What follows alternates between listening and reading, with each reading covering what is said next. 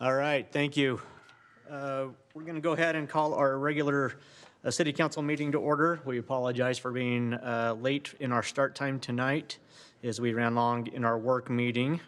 It is 7:45, and we will get started by having the Pledge of Allegiance. That will be led by Heather Garcia, a member of our Planning Commission.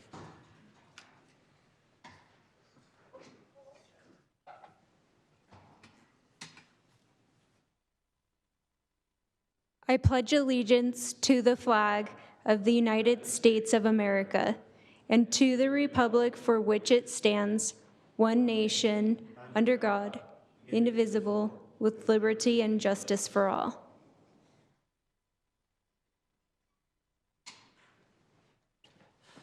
Thank you, Heather. Appreciate you leading us in that to start our meeting tonight.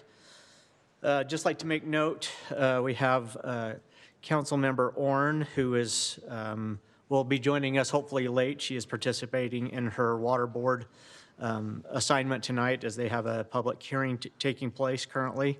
And then we'll excuse the mayor this evening, who is away out of town. With that, we will move to item 5.2, which is our city council comments and recognitions. Any comments by members of the council?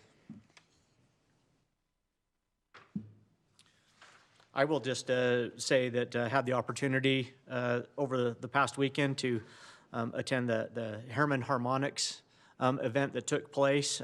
If you have not ever had the chance to attend one of the Herman Harmonics events, strongly encourage you to do so. We have some great events in our city that are put on by the Herman Arts, but I will tell you that the Herman Harmonics is one of my favorite.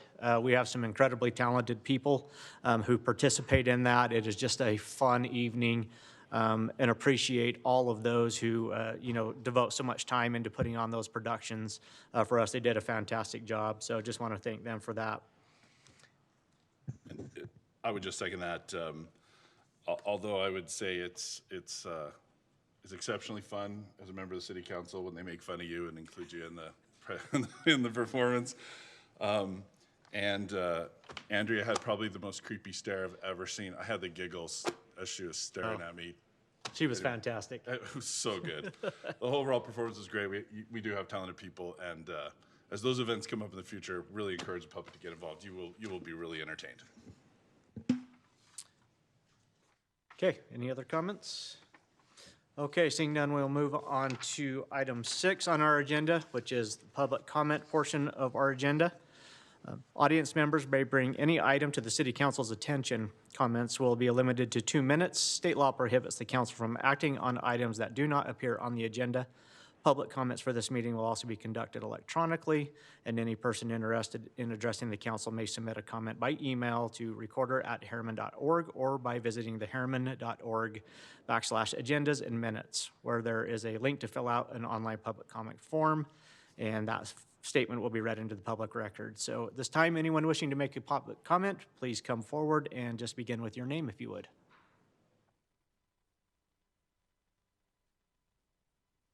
Okay, seeing none in attendance wishing to make public comment, do we have anyone online wishing to make public comment? And I'm getting told we have no one online to make that. So we'll go ahead and close the public comment portion of our meeting and move on to item 7, which is City Council Board and Committee reports. Anyone wishing to make a report? I've got 2 with the Mosquito Abatement District. An interesting discussion was brought up about some questions that a group of physicians is raising about the safety of the methods that the mosquito abatement district uses.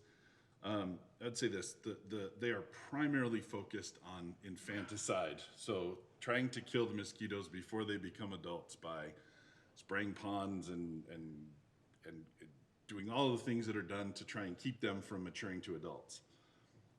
Adulticide isn't usually something that they do unless there are cases of disease associated with that particular group of adult Did you just say mosquitoes. adulticide? Adulticide, yeah. I don't know what it's called, Is it? I'm trying to make a transition between, genocide. you know, forgive me. Just struck me. That's the exact word we used in our meeting was adulticide, right? It's killing the mature mosquitoes that are buzzing around. And to do that, they have to spray materials into the air. And this is where an issue of concern was raised.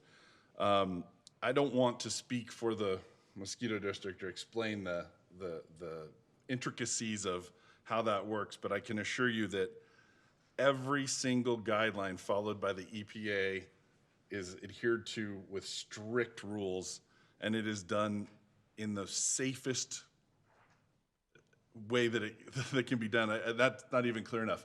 It's completely safe. There's no cases of causing problems for people, and I just want to make sure that that's out there. Again, it's not something that happens very often. It's really not happening big in our community. This is mostly done along the shores of the Great Salt Lake and those areas out there. But just for what it's worth, if you have questions, you can go to the Mosquito Abatement District website, and they have information published about this. So, with our Association of Municipal Councils, one of the things that were brought up was talking about planning for development. We had a former director of Salt Lake County Development, 28-year resume of all these experiences, mostly relating to transportation. And in that, he raised some questions that were really interesting about, is it too early to plan for autonomous vehicles? And it was an interesting question because it changes the way that cities get planned. For example, when we go to a facility, for example, like Rio Tinto Stadium, let's use that as an example, there's a huge amount of asphalt for parking that's put right around the stadium.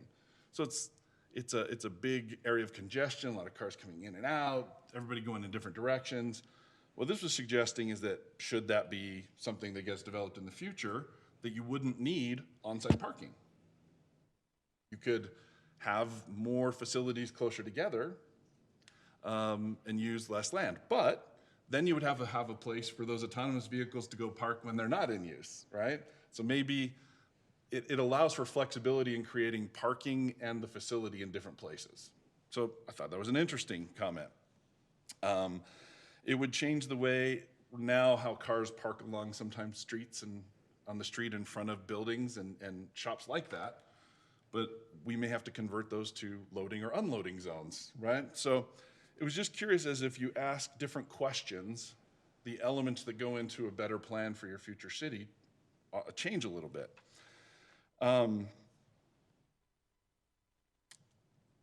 One comment that I did want to get to is the question was specifically asked, what is the solution for providing low to medium housing, or low to medium income housing in the state, which there's a shortage of units there.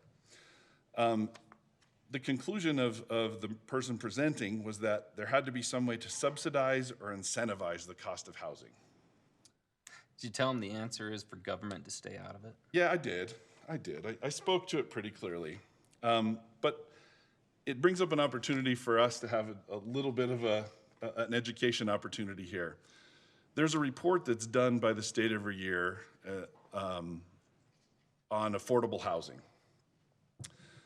And in it, it highlights two primary elements that are leading to the lack of inventory for low to medium income housing, both in rentals and ownership. The number one factor in affordability is wages.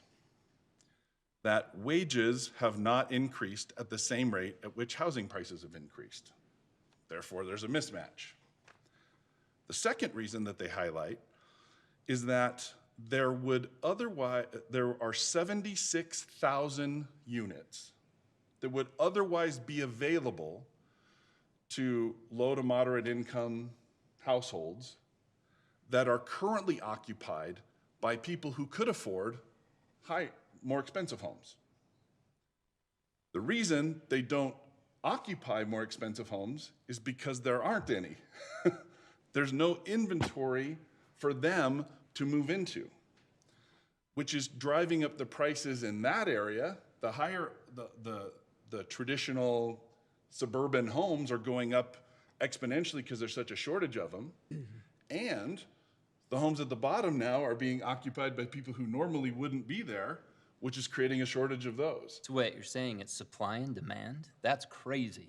I know, it is exceptional. And it's amazing the narrative that gets created in our communities, especially when official state reports are coming out showing clearly what the issues are, explaining why the issues are there.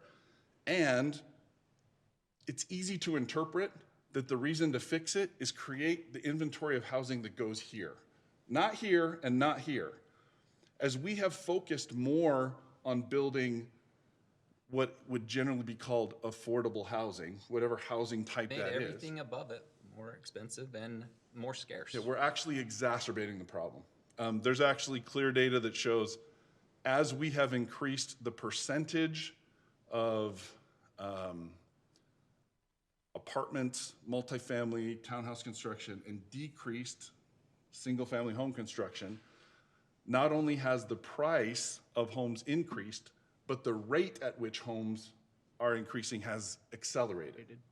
So again, the things we keep advocating for, responsible inventories, making sure that we're targeting the right housing markets, not exclusively focusing on one segment to focus on housing is really important, as well as we understand job creation with robust, incomes is really gonna be a part of the solution, not just what we're doing on housing. So anyway, it was a great discussion, a lot of information, but I thought it just gave me an opportunity to educate the public on those issues a little bit. Thank you, council member.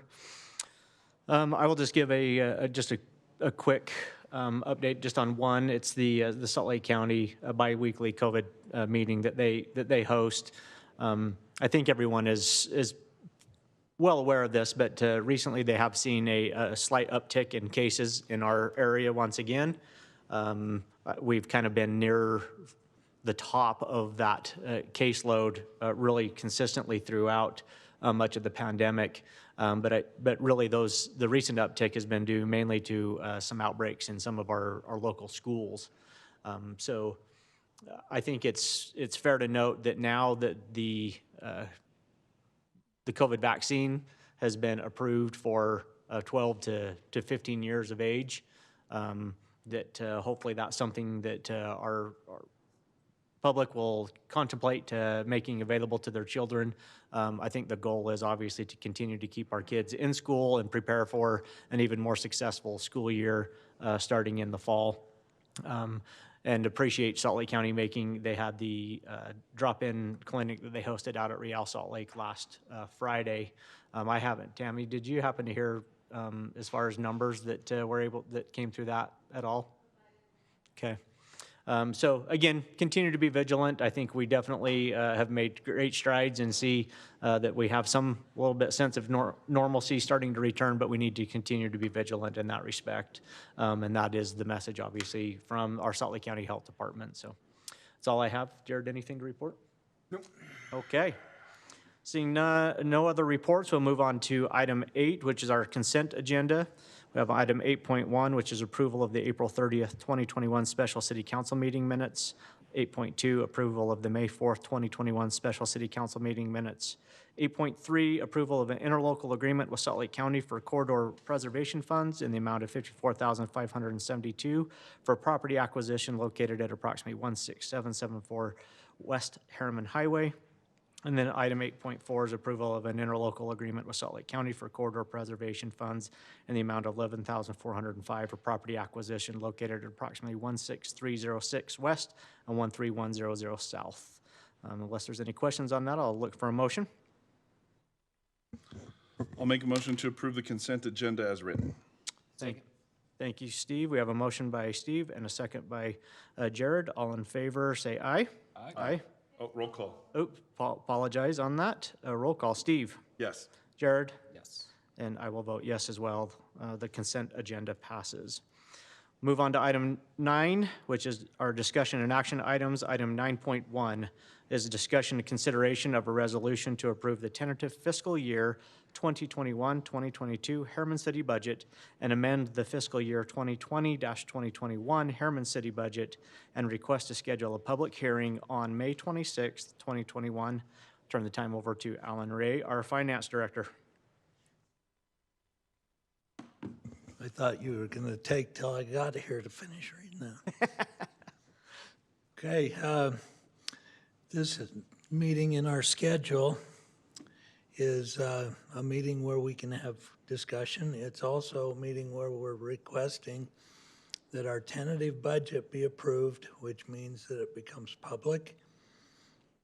And we schedule our public hearing for 2 weeks. We have till June 9th, our regular meeting on June 9th, to pass the budget. So I guess I ask if there's any questions, anything that I can answer. What's Any the discussion? what's the drop dead date to have the budget passed? June 20th.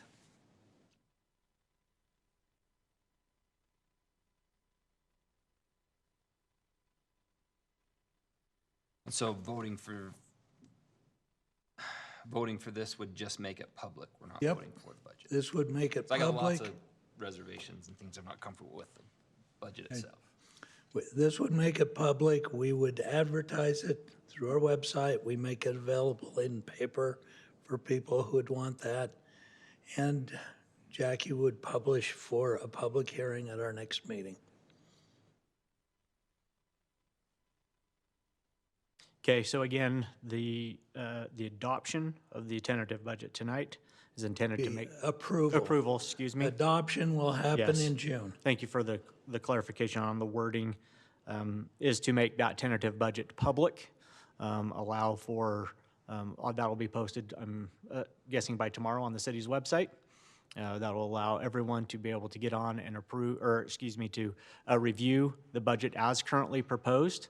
There is still opportunity, obviously, for changes within that existing budget, and for those questions to be brought to the council, and obviously the council to have a discussion amongst ourselves as well with staff as to some of the line items and priorities that have been placed within this budget. So, is there any other questions or comments for Alan at this time? You guys want to discuss and have questions now, or it's noticed in our work meeting as well?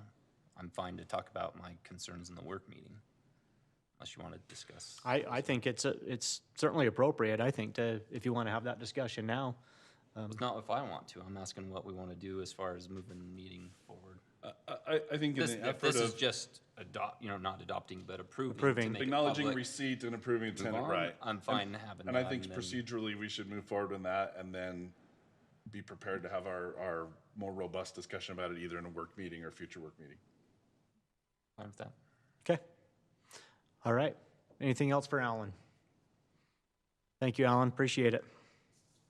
Then I'll motion to approve Resolution R09-2021, acknowledging receipt of the 2021-2022 fiscal year budget and amend the 2020-2021 fiscal year budget and request a public hearing be scheduled for May 26, 2021. Thank Second. you. All right. Thank you. We have a motion to approve the resolution by Jared and a second by Steve. We will do a roll call vote on this. Jared? Yes. Steve? Yes. And I will vote yes, which will make that tentative budget available for viewing. And again, we will have many more discussions on that over the next couple of meetings prior to approval. That brings us to the end of our regular agenda for this evening. Item 10 is future meetings. 10.1 is our May 20th Planning Commission meeting, scheduled at 7 p.m. Item 10.2 is our next City Council work meeting, which is on May the 26th, with the work meeting beginning at 5:30 p.m. and the regular meeting beginning at 7 or as close thereafter as we can, since we've been late recently. Item 11 is our upcoming events. 11.1, May 14th and 15th is the Harriman Fallen Officers Memorial Trail. That's at Black Ridge Reservoir Trail. And then item 11.2 is this Saturday, May 15th, Pedalpalooza. And I believe that venue has been changed from Butterfield Park to J. Lynn Crane Park, correct? So that'll be held here at the park in front of City Hall at 9 a.m. on Saturday. With that, I will take a motion, and I should have apologized for not doing so, for just mentioning the reason that I am conducting tonight was appointed as Mayor Pro Tem just to conduct this meeting in the absence of the mayor. So with that, I will entertain a motion to adjourn our regular meeting and. Real quick, I apologize, I forgot, it is Police Officers Week. I was just wondering if we could recognize the Harriman PD for their outstanding job this week. I apologize, I should have said something in the public moment, but I do appreciate it. Yeah, thank you. Yes, public comment is the appropriate time to do that, but thank you for recognizing that, obviously.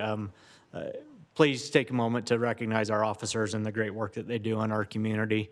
I think we all have seen just how important they are to us over the past year and the events that we have seen, but also we're very proud to be able to have our own Harriman Police Force and what that means to our community. So thank you very much, Chief, and please pass that on to all of your officers for us.